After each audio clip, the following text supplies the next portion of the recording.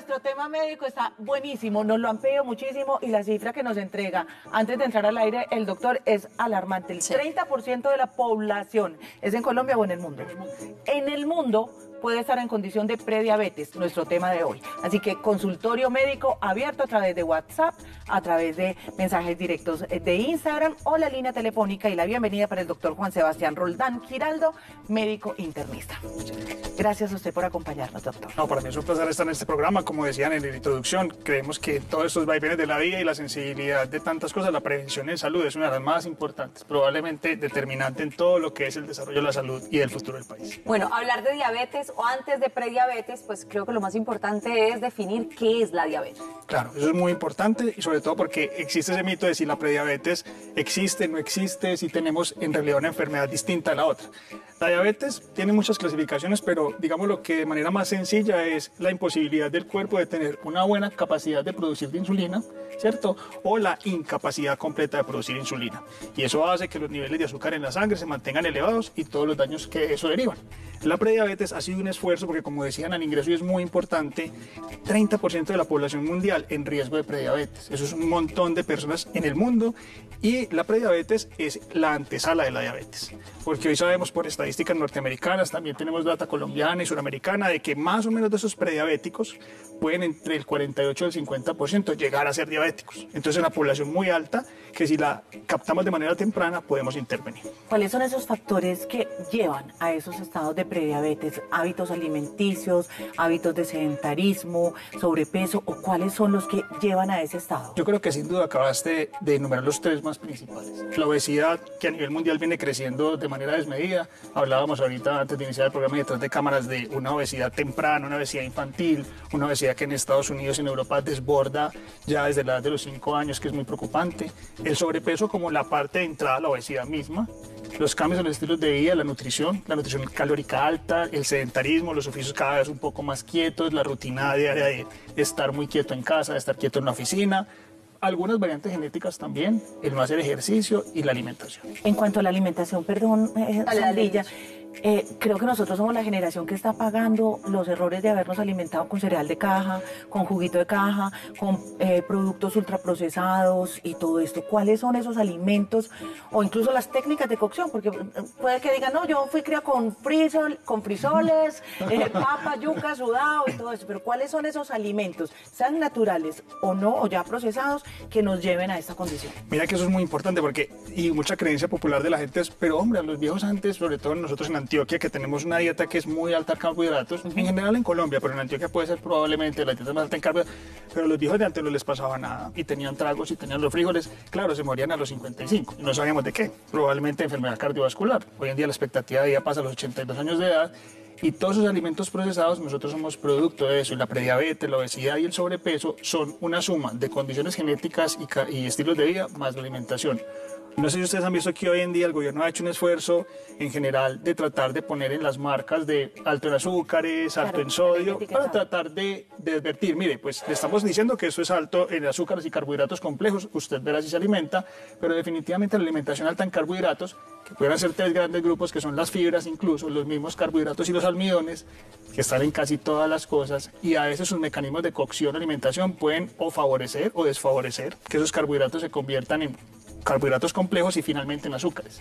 Y eso hace que haya obesidad, prediabetes y posiblemente riesgo de diabetes. Ahorita, Doc, usted nos mencionó sobre la insulina, que es algo que nuestro cuerpo produce. ¿Qué pasa si no producimos insulina? Entonces, si no producimos insulina, aparece la diabetes. La insulina se produce en el páncreas y obviamente no es de ser muy técnico para que toda la teleaudiencia de ustedes, que es muy grande, pueda tener una mejor captación de la idea, pero esa insulina que produce nuestro páncreas se encarga de que todos los azúcares que nosotros ingerimos o que el cuerpo produce a veces sin necesidad de ingerir, porque el cuerpo también puede producir azúcares a base de otros metabolismos sin necesidad de ingerir propiamente carbohidratos, ingresa a la célula y haga su trabajo. ¿Qué es su trabajo? La energía celular. Esa insulina es fundamental para ello. Si no aparece, todo el azúcar está en la sangre, pero está acumulada. Y empieza a hacer un montón de daños porque no puede llegar al fin celular, que es producir energía. Y empieza a ser nociva más que benéfica. Por eso nosotros podemos tener o una deficiencia absoluta de insulina, tenemos niños desde los 2 años, 1 año con diabetes, porque su páncreas falló en producir insulina por una cosa que se llama diabetes del tipo 1. ¿Y qué consecuencias tiene? Las consecuencias de los niños con diabetes es que hay que tener mucha más rigurosidad en el manejo porque es una diabetes que va a estar para toda la vida. Hoy en día, digamos, hay algunos estudios que esbozan vacunas previendo tener diabetes. Entonces se puede hacer un mapeo genético, eso pues está en prodesarrollo, sabemos que el niño tiene posibilidades de ser genéticamente diabético y se ponen unas vacunas contra esos anticuerpos que dañan esas celulitas que producen la insulina. Medicina del futuro. Sí. Ahora es un poquito más tenemos algunas cosas como las bombas de insulina, que es una tecnología que ya en Colombia tenemos, y digamos en Antioquia hay aproximadamente entre 800 a 1000 pacientes con bomba, que es lo más fisiológico que se puede conocer. ¿Tienen que vivir con ella? Tienen que vivir con ella. Para siempre. Y pueden vivir muy bien. Muy bien. Sí, son juiciosos y si se atienen como que a todas las medidas, digamos, médicas y a todos los protocolos de alimentación, estilos de vida, etcétera. Ya hoy en día eso ha avanzado mucho, pero yo me quiero volver un poquito al tema de alimentación y hablarlo de manera como muy para todo el mundo. O sea, si hablamos de carbohidratos, podemos hablar de arroz, de papa, de yuca, de las empanadas, de arvejas incluso, ¿cierto? Sí. Bueno, si hablamos también del alcoholcito. El alcoholcito. Exacto, sí, el claro. blanquito, lo que sea, pues, que se tome y todo eso puede ayudar. Por ejemplo, en lo que es natural, arroz, harinas y todo eso, ¿es mejor consumir las integrales o el hecho de consumir las integrales nos previene, digamos, de la prediabetes? Digamos que el hecho de consumir las integrales tiene una carga un poquito menos de carbohidratos complejos, pero siguen siendo carbohidratos al fin y al cabo. Los cereales mismos siguen siendo carbohidratos al fin y al cabo. Entonces, digamos, porque a veces los pacientes en la consulta, no doctor, pero es que yo solamente me como 4 panes integrales. Hombre, por Dios, pero son 4 panes. Entonces, a ver, pero es muy de la rutina diaria, sobre todo del entorno paisa. Entonces, ay, la arepita. La arepita también muy rica, pero entonces es una, ¿cierto? Okay. Digamos que en términos generales, esto no es para enredar a la gente ni mucho menos, pero uno diría que la dieta normal de un individuo entre 150 y 500 y 200 carbohidratos al día, y uno pudiera medirlos. Entonces, digamos que la parva en general es de las más altas en carbohidratos, los cereales son de los más altos en carbohidratos, como lo decías muy bien ahora, los alimentos procesados en general, papitas de paquete, todo lo que tenga que ver con fritos de paquete son altamente procesados en carbohidratos complejos, y obviamente uno tendría que, digamos, sumarlo, porque eso se puede sumar. Las tablas hoy en día son muy fáciles para multiplicar por 1. Pero es en 200 por gramos. 200 por gramos por día. 200 gramos por día en carbohidratos. Carbohidratos, para una persona sana. Ok. ¿Cierto? Le vamos a pedir que continúe con nosotros. Vamos a hacer una pausa en el tema mientras esperamos a que lleguen más y más preguntas de nuestros televidentes y continuamos con esto. Bueno, nosotros seguimos aquí con el doctor Juan Sebastián Roldán Giraldo, con los apellidos del papá y la mamá, porque aquí se respeta, médico internista, quien sigue con nosotros precisamente para hablar de este tema tan interesante. El doctor me hablaba y yo decía, increíble las consecuencias que tiene precisamente el tema de la diabetes, bueno, digamos que la prediabetes cuando se pueda detectar a tiempo. Pero yo le decía, doc, eso viene ligado normalmente a la gente con sobrepeso, y uno ve gente con diabetes y es... Así. O sea, voy a decir algo que puede ser, pero está parado en las ganas de vivir. Es literal. Y es literal porque, digamos que esas personas, esos pacientes que están con un índice de masa corporal muy bajo o que están parados en las ganas de vivir, literal, que tienen un desgaste muscular que es evidente, probablemente tengan un peor estado de la diabetes.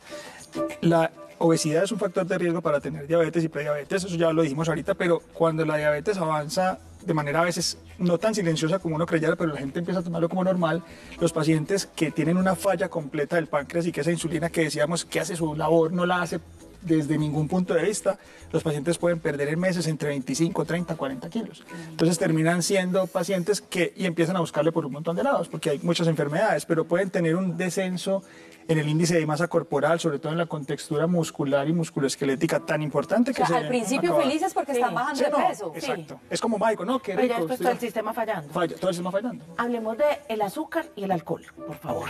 Porque somos postreros y siempre el postrecito después en la sobremesa, siempre claro. El dulcecito, la tortica y el consumo de alcohol también. Ahorita estábamos hablando, mientras hacían la publicidad y el detrás de cámaras, que no necesariamente si uno come mucho azúcar va a ser diabético. Definitivamente, si uno come muchos carbohidratos y azúcares, pues puede subir el peso y puede tener un riesgo de prediabetes, pero la diabetes también tiene una gran condición genética que es la imposibilidad del páncreas para producir la insulina. Entonces, uno pudiera tener una carga, digamos, equilibrada. El postre puede ser una opción en pacientes que no tengan un riesgo de diabetes, que no tengan otro riesgo de enfermedad cardiovascular, que no tengan sobrepeso, y si no tiene una carga familiar, pues probablemente no lo seas. En quienes son diabéticos, también es que a veces yo les digo, miren, no es tampoco el hecho de vivir aburrido, ni no puedo comerme un postre, ni no puedo tomar tomarme, digamos, un licor.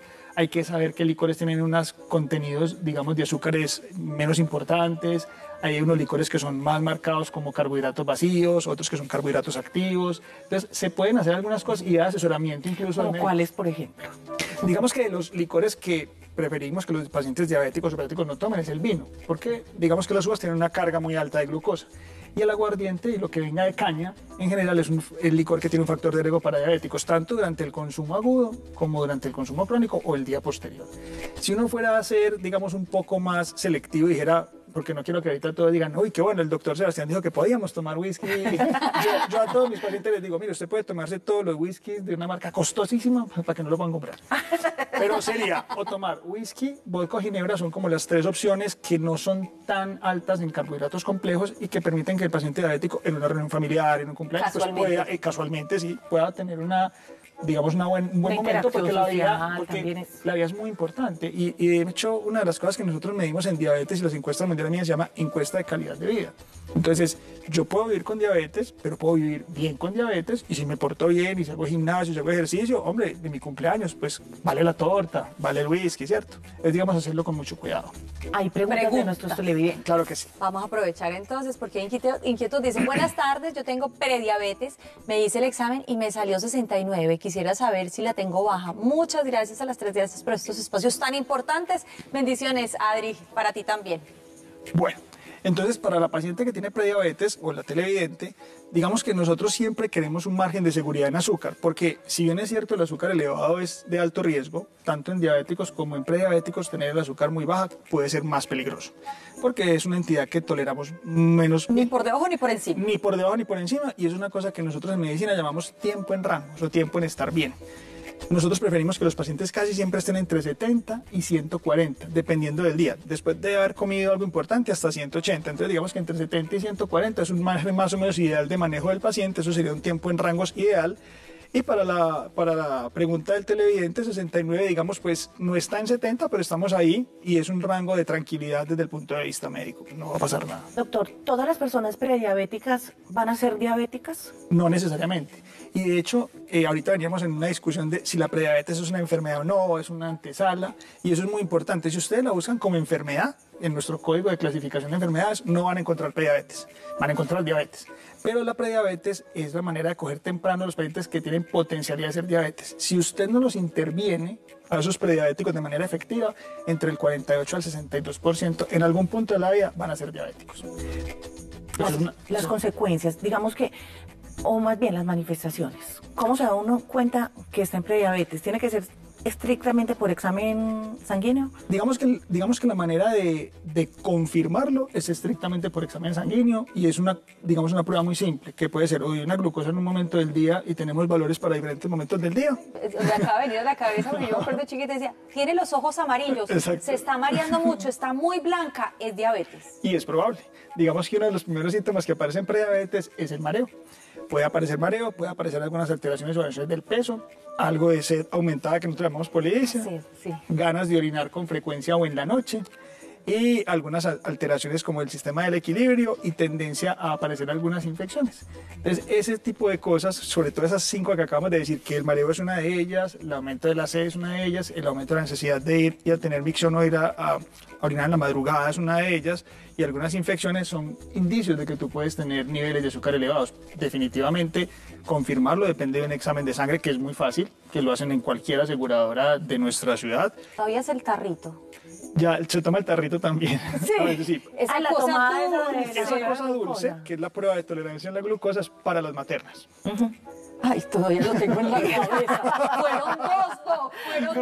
Es un examen muy difícil de tolerar, pues son 75 gramos de azúcar. Hay otro que es con 100 gramos, eso es tomar miel. Pero ese examen está exclusivamente reservado para el diagnóstico en maternas, o en lo que nosotros pensamos que es diabetes gestacional. Para la prediabetes o diabetes de los individuos no gestantes, es un examen de sangre.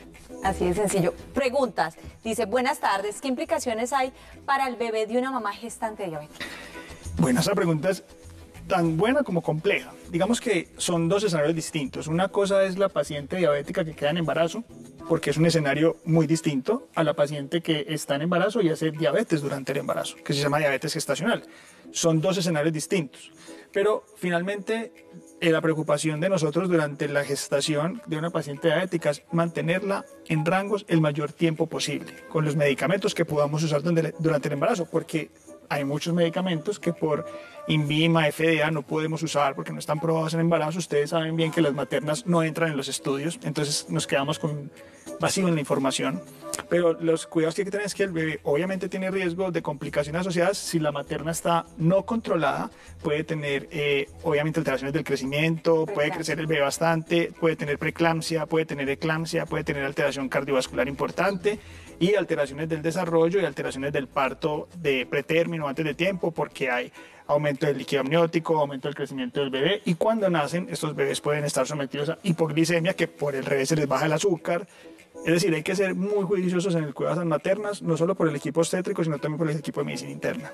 Bueno, doctor, cuando uno recibe el diagnóstico de prediabetes o recibe, si usted está por acá por fuera del rango y necesitamos que se empiece a juiciar, ¿cuáles son sus recomendaciones, las medidas que sí o sí cualquier persona debería empezar a tomar para cambiar su estilo de vida, vivir mejor obviamente y estar saludable? Exacto, y eso es supremamente importante porque lo que ha mostrado todo eso que acabas de decir, que es estilos de vida, cambiar los estilos de vida es el punto número 1 en todas las guías del mundo. Lo primero, definitivamente hacer un cambio nutricional, y eso debe estar dirigido porque cada individuo, por condición corporal, por edad y por todo lo demás, el gasto energético, las actividades que haga, deberá ir o de un nutricionista con especialidad en diabetes o de un médico nutriólogo para que le indique cómo debe más o menos manejar la dieta. Ya les había dicho ahorita que más o menos 150, 170 gramos carbohidrato día. Probablemente si uno quiere tener un mejor control en un paciente prediabético pudiera bajarlo a 100 gramos día, entre 75 y 100 gramos día. Otra cosa que es fundamental es el ejercicio, y el ejercicio debe ser de dos tipos, aeróbico y de fuerza, y el aeróbico debe ser por lo menos unos 150 minutos semana, y que no haya 2 días de diferencia de los ejercicios, es decir, tratar de que no hago lunes, martes, miércoles no, hago jueves, sino que haya por lo menos máximo 24 horas y ideal 150 minutos de ejercicio aeróbico A la semana y 75 minutos de ejercicio de carga de peso, y hacer ejercicio cardiovascular entre 2 horas a la semana y 2 horas y media. Doc, todos estos días se lo hemos dedicado obviamente al cáncer, estamos en un momento muy importante y la palabra cáncer ya genera muerte, o sea, y lo hemos hablado, uno dice cáncer, me voy a morir. Sí. ¿Qué tan importante es la diabetes? O sea, ¿cuántas personas podrían morirse de diabetes? Porque quiero hacer esto, como que sacudir a quienes hoy nos ven y dicen, no, estoy en una prediabetes, solo tengo que cambiar algunas cositas y ya, pero cuando llego a la diabetes, ¿puedo morir de diabetes? Sí, claro. De hecho, digamos que la diabetes es un factor de riesgo cardiovascular independiente. ¿Qué es un factor de riesgo cardiovascular? Que te puede generar infarto, falla cardíaca, daño renal, enfermedad cerebrovascular, enfermedad carotidia.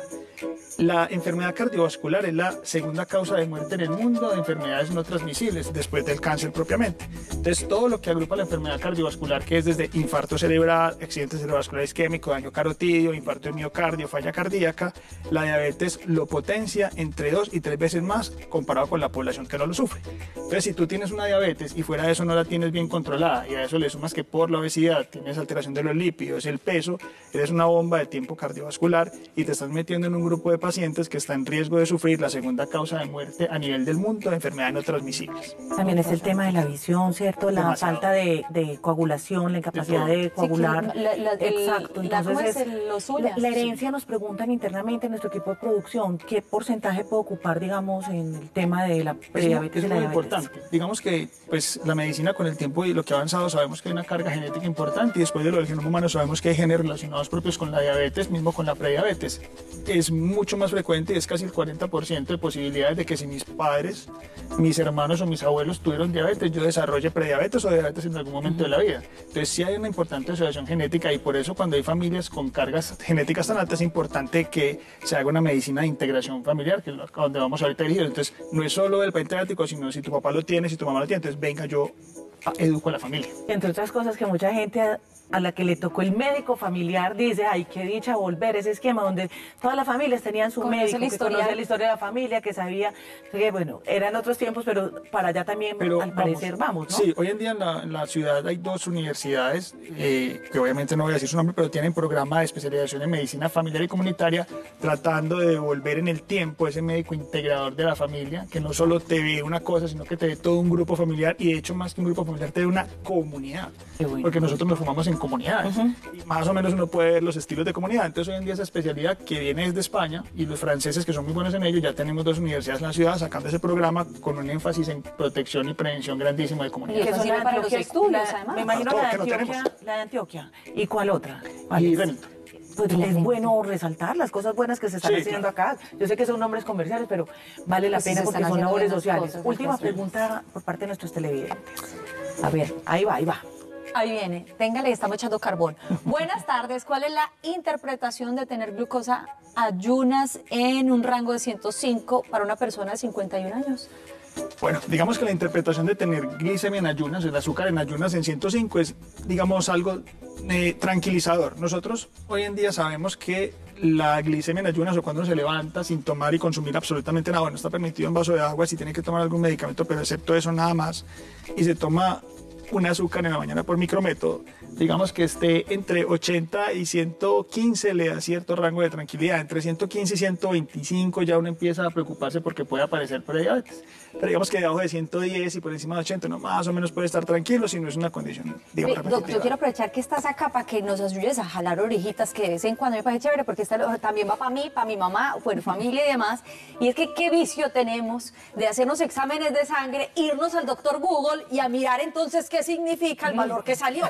Claro. O sea, Sí, total. y entonces somos felices Es el asesino leyendo. Google, Ah, es sí, un total. asesino en serie. sí. Pero miren una cosa, y eso sí es muy importante, porque si bien es cierto, información médica importante está también en las plataformas y está en Google, está en todos los buscadores, sí sabemos hoy en día, porque la medicina, digamos, seria sí lo hace, sabemos que entre el 60 y el 70% de la producción de información médica en redes, en Google, es de poca fiabilidad. ¿Cierto? No hay estudios que la respalden, no hay un conocimiento serio que lo respalde, carecen de estudios serios, carecen de personas serias detrás de eso, entonces no hay esa seriedad. Y fuera de eso hay que tener una formación para filtrar esa información. Entonces a veces mucha gente llega al consultorio automedicada con muchas cosas, tomando decisiones que pueden ser riesgosas para la salud, porque es que está en Internet, y en Internet, si bien es cierto, hay información muy clara, muy coherente y muy buena, hay que saber dónde está, hay que saber buscarla, filtrarla, interpretarla. Es importantísimo. Aquí yo estaba verificando que hubiéramos hecho todas las preguntas que nuestros televidentes han transmitido. Sí, qué hacer, cómo saber, qué puedo hacer para Es más, mejorar. creo Ya que cuesta estamos. más. ¿Qué hace un paciente que sí, muy juicioso ya con las harinas, con los carbohidratos, pero le fascinan los asaditos y le encanta el chicharrón? Bueno, es cierto, pero es que chicharrones sin arepa es muy difícil de ver. Pero digamos De que, acuerdo. y asados sin carbohidratos, pues es muy complejo. Pero digamos que las carnes en general son proteínas. Y aunque pudieran también terminar convirtiéndose en algún punto del equilibrio en carbohidratos, nosotros con las proteínas no fritas, ¿cierto? No sometidas al procesamiento de fritura, somos un poquito más liberados. De hecho, nosotros cuando planteamos la nutrición de un paciente diabético, yo les digo a mis pacientes en general, que hago mucha consulta y para pacientes de fuera del país de diabetes, les digo, mire, yo los libero con las proteínas. Ojalá no con fritura, ¿cierto? Con proteínas cocinadas, con proteínas al horno, con proteínas en el air free, con proteínas en todo ese tipo, y que me libere los carbohidratos. O sea, suélteme los carbohidratos y consúmame proteína. Y de hecho, cuando hacemos los procesos de pérdida de peso y control de diabetes, le digo, mire, usted lo que primero va a hacer es que si es capaz, como hace 250 gramos de su proteína de elección no frita. Y si después es capaz, como hace 100 gramos de su ensalada de preferencia, que no tenga ni zanahoria ni remolacha, porque son carbohidratos. ¿Cierto? Y después, si le cabe, hágale con una harina. Excelente. Me No, encantó. doctor, muchísimas gracias. Qué buen súper tema el chévere. de hoy. Lo hizo ver todo supremamente claro y creo que nuestros televidentes agradecen mucho también su presencia. ¿Alguna red social que podamos compartir? Sí, normalmente yo estoy en consultorio como Ampase SS. Ese es Ampase SS. Ahí aparece. Ahí aparece. Ese es el consultorio que tenemos 3 especialistas, entre ellos mi esposa que hace otro tipo de medicina, pero ahí pueden también... Que también tiene que venir por acá porque... Ella hace ginecología y patología cervical, cáncer de cervix, entonces es un tema que también está en boga durísimo ahora con todo lo que es cáncer temprano en mujeres en edad reproductiva. ¿Cómo será una conversación de ustedes dos? Ay, mentira. Debe ser debe ser muy aburrida. No te seguro. imaginas el botiquín. Tratamos de hablar de no, pero tratamos de hablar de pacientes. Pero es difícil, es difícil, es difícil. Es el tema de la comida. Tengo una paciente así. no, lindo, No te imaginas, ahí tengo está. una paciente así. Bueno, Eso ya es para tertulia. Sí, ya. Gracias, doctor, por estar No, es un placer enorme. Muchas Y gracias. nosotros seguimos. Hacemos una pausa que es muy pequeña y esta tarde se sigue poniendo mejor. Ya volvemos.